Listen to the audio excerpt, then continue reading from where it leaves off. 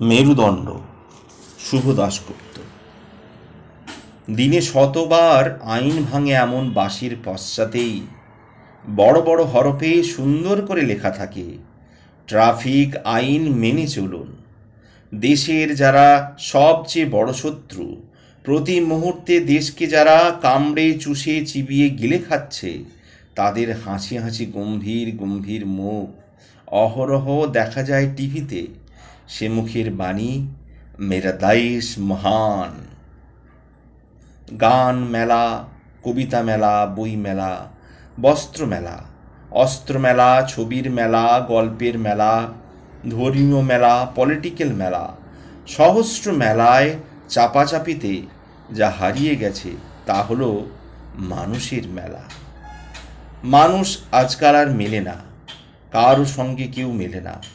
যত নামী মানুষ তত ফাঁপা, যত কেজো মানুষ তত চোর, যত বক্তা মানুষ তত পাপী।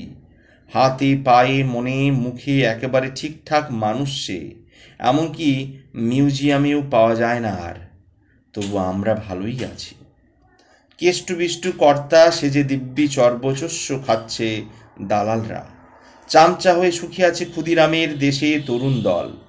নেতার গোমস্তা কিংবা মোসাহেব হয়ে বেঁচে বর্তে আছে সুভাষ বসুর বাংলার যুবকেরা। বন্যায় দেশ ভাসে, চাঁদা তোলার নামে চুরি, পাঁজি মেনে কালী পুজো, দুর্গা পুজো, চাঁদার নামে ডাকাতি, ভোটের আগে ভাষণ মিছিল, ভ্যাবলা বানানোর ফন্দি ফিকির, এসবই চলছে, চলবেও।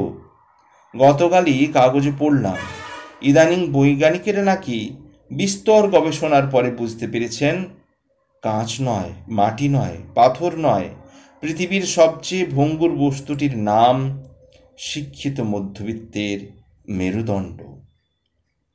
এরকম পলকা, এরকম নমনীয় কোনো বস্তু নাকি ত্রিভুবনে মেলা ভার।